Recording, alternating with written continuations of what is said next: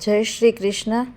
દહીંનું રાયતું બનાવવા માટે સૌથી પહેલાં આપણે અહીંયા 3 ચમચા જેટલું દહીં લઈ લીધું છે. તો એક બાઉલમાં આપણે સૌથી પહેલાં દહીં લઈ લેવાનું છે.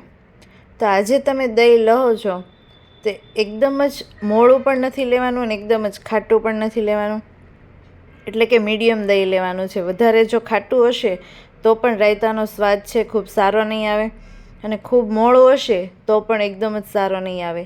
એટલા માટે મીડિયમ જે દહીં હોય તેને લઈ લેવાનું છે અને આ રીતે 2 થી 3 મિનિટ માટે એકદમ જ સારી રીતે હલાવીને પંજાબી દહીં હોય એ રીતનું ટેક્સચર કરી લેવાનું છે.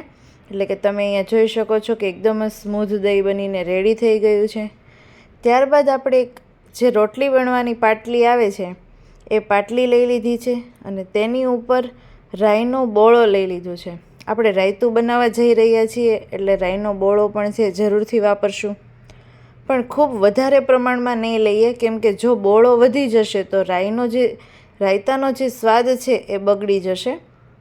એટલા માટે તમારે સ્વાદ મુજબ થોડોક જ રાઈનો બોળો લેવાનો છે. ત્યારબાદ વેલણની મદદથી આ રીતે તમારે આગળ પાછળ કરીને ખૂબ જ સારી રીતે પીસી લેવાનું છે.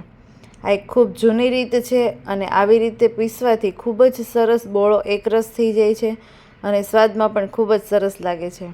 તો અહીંયા તમે જોઈ રહ્યા છો કે બસ થોડીક જ વારમાં રાઈનો બોળો છે એક જ સરખો સરસ રીતે થઈ ગયો છે અને આ જે પીસાઈ ગયેલો બોળો છે તેને આપણે દહીંમાં એડ કરી દઈશું.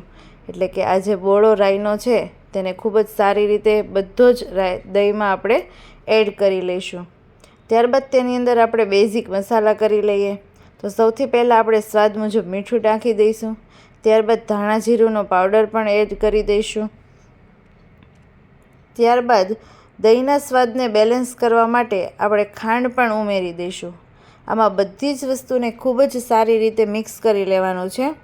ત્યારબાદ તેમાં થોડુંક લાલ મરચું પાવડર પણ એડ કરી દઈશું અને બધી વસ્તુને સારી રીતે આપણે દહીંમાં ખાંડ ભળી જાય ત્યાં સુધી હલાવીને મિક્સ કરી લેવાનું છે.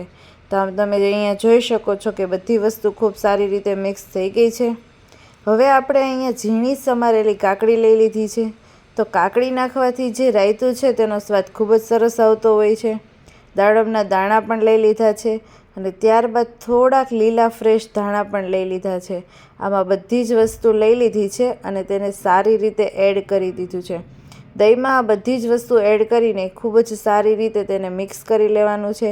ખાંડ, મીઠું અને બધા જ મસાલા ભળી જાય તે રીતે આપણે અહીંયા મિક્સ કરી લીધું છે.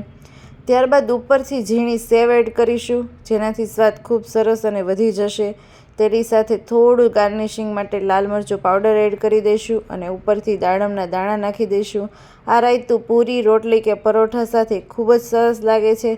ખાવામાં પણ એકદમ ટેસ્ટી લાગે છે અને તમે વઘારેલા ભાત કે બિરયાની સાથે પણ આરામથી ખાઈ શકો છો.